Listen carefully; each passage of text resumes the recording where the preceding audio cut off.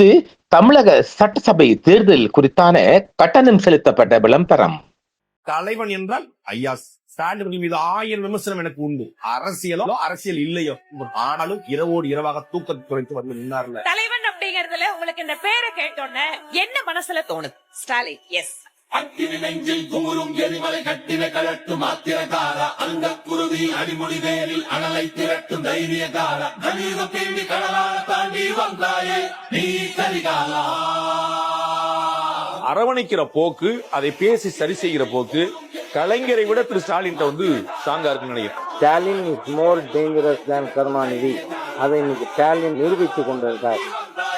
நீ கரிகாலா, கலியுகம் தேடி கடலால தாண்டி வந்தாயே நீ கரிகாலா.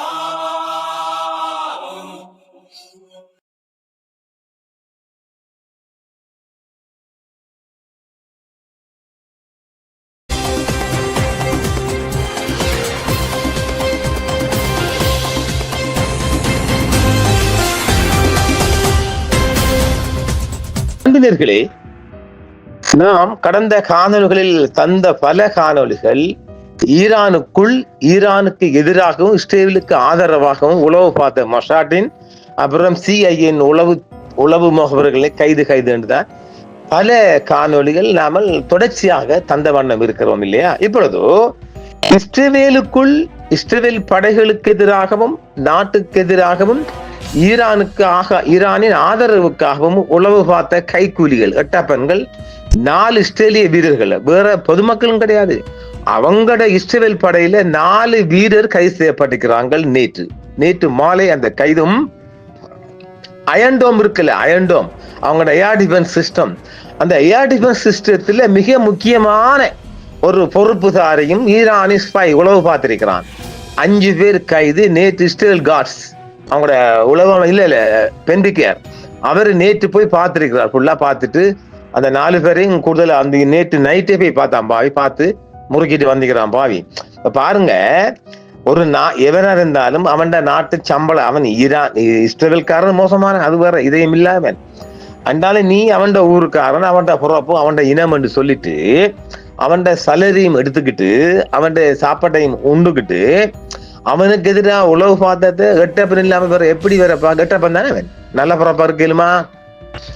சரி, இந்த செய்தி யார் சொல்றாங்கன்னு பார்த்தா சேனல் 15 கூடுதலாக இஸ்ரேலுக்குள்ள இந்த மாதிரி செய்திகளை ராணுவ தரப்பு செய்திகளை வெளியாக்குவது அவங்களோட சேனல் 12 and 715 அவங்களோட மொழியெல்லாம் வெளியாக வேறொரு தளத்திலிருந்து நமக்கு கிடைக்கும். இது பாகிஸ்தானுக்குள்ள இருந்து கிடைக்கப்பட்ட செய்தியின் பிரகாரம் சேனல் 15 தான் கொடுக்கப்பட்டிருக்கு. அப்ப பாரு, 8 பேர் பார்த்திருக்கேனா இல்லையா? வாங்க நாம நேர நோட்டிலே செய்திக்குள்ளே போயிடும். முழுதாக இஸ்ரேலுக்குள்ள இருக்க போறோம், வேற எந்த செய்திக்குள்ளே போறல. ஈரானுக்காக உளவு பார்த்த சந்தேகத்தின் பேரில் 4 வீரர்களை IDF கைது செய்திருக்கின்றது. அது ஒரு செய்தியாக. சேனல் 15 படி ஈரானுக்காக உளவு பார்த்ததாகவும் முக்கிய ராணுவ வசதிகளை புகைப்படம் எடுத்ததாகவும் சந்தேகத்தின் பேரில் 4 வழக்கமான வீரர்கள் இஸ்ரேலிய அதிகாரிகள் கைது செய்தனர் என்றும் இந்த வழக்கு ஒரு புதிய மற்றும் கவலைக்குரிய உளவு முயற்சி என்றும் விவரிக்கப்பட்டுள்ளது. மேலும் சில சந்தேக நபர்களுக்கு சட்ட ஆலோசனை பெறவும் அனுமதி மறுக்கப்பட்டுள்ளது. வேற சந்தேகங்களுக்கு ஈரானுக்காக உளவு நடவடிக்கைகளில் ஈடுபட்டதாக சந்தேகத்தின் பேரில் வழக்கமான போர் பிரிவுகளில் பணியாற்றும் தனது சொந்த வீரர்கள் 4 பேரை இஸ்ரேல் தடுத்து வைத்துள்ளதாக இஸ்ரேலிய ஊடகங்கள் நேற்று மாலை செய்தி வெளியிட்டது. எங்கிருந்து? சேனல் 15 புதிய மற்றும் கவலைக்குரிய உளவு நடவடிக்கை என்று விவரித்ததுடன் போர்க்காலம் உட்பட தெஹ்ரானுக்காக வீரர்கள் கூட்டாக உளவு பார்த்ததில் ஈடுபட்டதாக குற்றம் சாட்டப்பட்டுள்ளது. சில சந்தேக நபர்களுக்கு சட்ட பிரதிநிதித்துவம் பெற அனுமதி மறுக்கப்பட்டுள்ளதாகவும் 4 தடுப்பு காவல் அதிகாரிகளால் நீட்டிக்கப்பட்டுள்ளதாகவும் தெரிவிக்கப்பட்டுள்ளது. ஈரானிய உளவுத்துறை முக்கியமான வசதிகளை புகைப்படம் எடுப்பது உள்ளிட்ட பணிகளை மேற்கொள்ளுமாறு இந்த வீரர்களுக்கு பணித்துள்ளது. எந்தெந்த இடங்கள் குறிவைக்கப்பட்டிருக்கலாம் அல்லது தெஹ்ரானுக்கு என்ன தகவல்கள் வழங்கப்பட்டிருக்கலாம் என்பது குறித்து மேலதிக விவரங்கள் எதுவும் வழங்கப்படவில்லை என்றாலும் அவர்கள் தொடர்ச்சியாக விசாரிக்கப்பட்டு வருகின்றார்கள் என்பதுதான் ஒரு செய்தி. இந்த சம்பவம் இஸ்ரேலின் பாதுகாப்பு அமைப்புக்குள் ஊடுருவி பொதுமக்களிடையே ஊடுருவுக்கான வளர்ந்து வரும் முயற்சியை பிரதிபலிக்கிறது என்று கூறியுள்ளது. மேலும் சமீபத்திய நாட்களில் ஈரான் மீது சுமத்தப்படும் உளவு அச்சுறுத்தல்கள் கடுமையாக அதிகரித்துள்ளதாகவும் அந்த வட்டாரங்கள் தெரிவித்துள்ளது.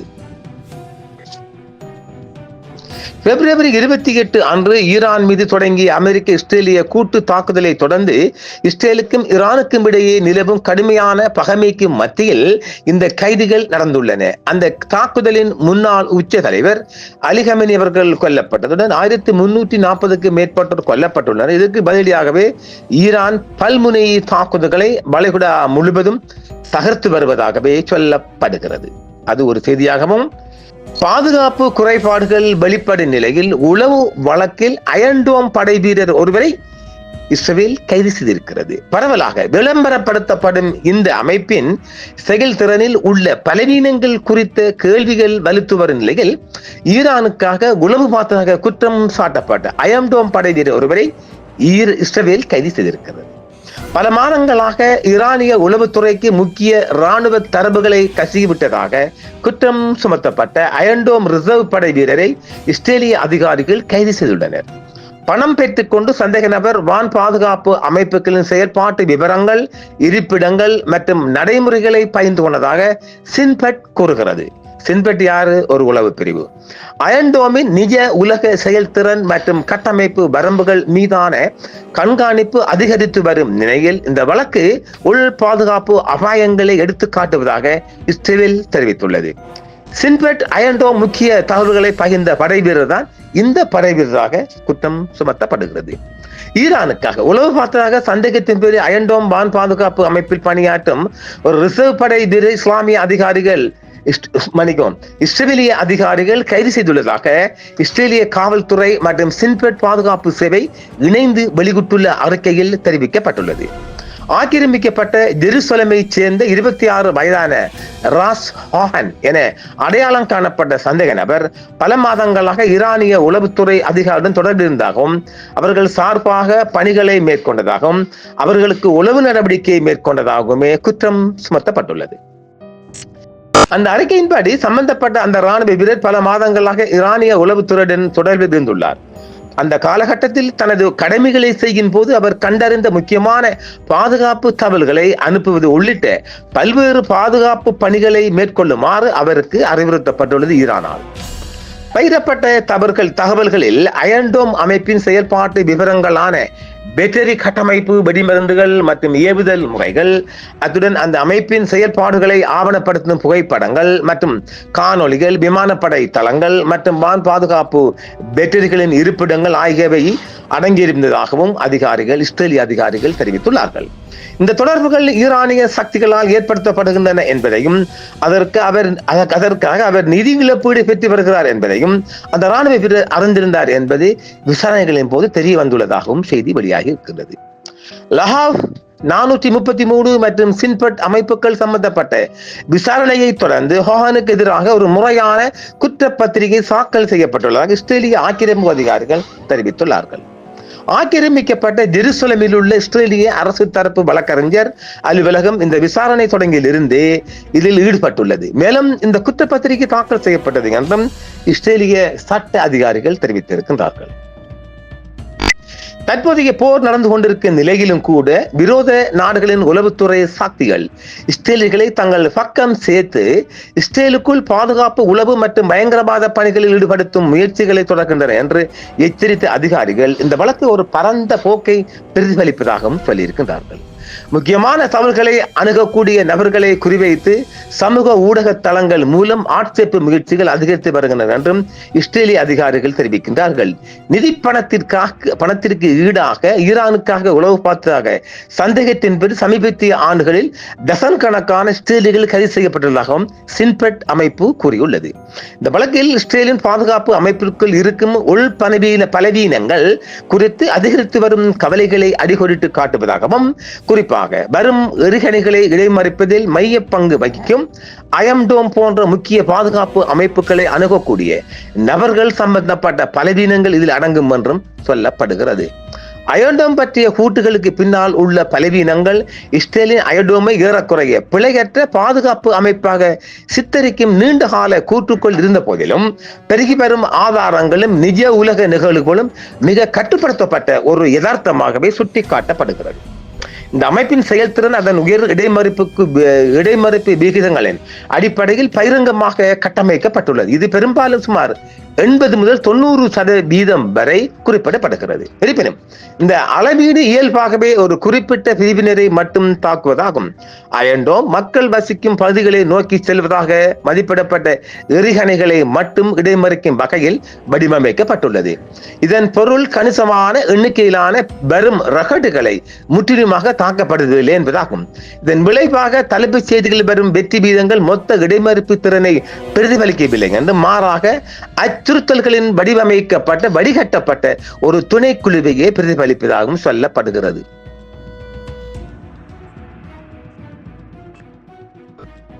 இந்த கூற்று கடந்த காலத்தில் நேரடியாகவே சவால் விடுக்கப்பட்டுள்ளது. MIT பேராசிரியர் தியோடர் ஃபெஸ்டோஸ் 2014 மேற்கொண்ட பரவலான மேற்கோள் காட்டப்பட்ட ஒரு பகுப்பாய்வில் இந்த அமைப்பின் உண்மையான வெற்றி விகிதம் அதிகாரப்பூர்வ கூற்றுக்களை விட கணிசமாக குறைவாக இருக்கலாம் என்று அவர் வாதிட்டிருக்கின்றார். இந்த இடைமறிப்புகள் வெறுமனே ராக்கெட் பாகங்களை தாக்குவதற்கு பதிலாக போர்க்குண்டுகளை நம்பகத்தன்மையுடன் செயலிழக்க செய்கின்றனவா என்ற கேள்விகளையும் எழுப்பியிருக்கின்றார்.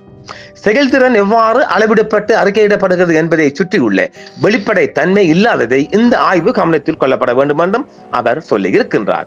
செயல்பாட்டு அனுபவம் தெளிவான கூட்டமைப்பு வரம்புகளை வெளிப்படுத்தியுள்ளது. ஒரே நேரத்தில் அதிக எண்ணிக்கையிலான எரிகணைகள் ஏவப்படும் செறிவூட்டல் தாக்குதல்கள் மூலம் இந்த அமைப்பிற்கு அழுத்தம் கொடுக்கப்படலாம் அல்லது அதை தவிர்க்கலாம். இந்த தாக்குதல்கள் இடைமறிப்பு திறனை மீறி தாக்கும் வாய்ப்பை அதிகரிக்கின்றன என்றும் அவர் தெரிவித்திருக்கின்றார்.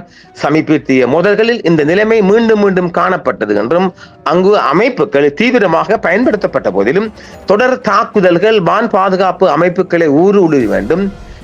மிக அதிகமாக இப்பொழுது இஸ்ரேலுக்குள் அங்க ஏர் டிஃபென்ஸ் மிகப்பெரிய தோல்வி கண்டுள்ளதாகவும் குறிப்பிடப்படுகின்றது. ஏனெனில் அயன்டோமை எல்லாம் உடைத்துக் கொண்டு ஈரானின் தாக்குதல் அதிகரித்து வருவதால் அயன்டோம் சும்மாவே ஒரு மக்களை நம்பும்படியான ஒரு ஆயுதமாகவே கொண்டுள்ளது என்றும் அவைகளை மீறி தொடர்ச்சியாக கடந்த 2 வாரங்களாக இஸ்ரேலுக்குள் மிக அதிகமான தாக்குதல்கள் நடைபெற்று வருவதாகவும் பல வகையான ஏவுகணைகள் இந்த அயன்டோம்களை எல்லாம் ஊடுருவி தாக்கி வருவதாகவும் இஸ்ரேலிய தகவல்கள் அவங்களாக செய்தி வெளியிட்டு வருகின்றதாக இதுவரைக்கும் டசன் கணக்கான உளவாளி இஸ்ரேலிய படைக்குள் கைது செய்யப்பட்டாலும் மிக முக்கியமாக இந்த 4+1 இந்த 4ம் ஒன்றுமாகவே மிக முக்கியமான ஈரானுக்கு தகவல் கொடுக்கின்ற மிக அதி உயர் உளவாளிகள் என்று நம்பப்படுகிறது. பார்க்கலாம் இன்றும் இரவும் மற்றொரு காணொளியில். நன்றி நேயர்களே.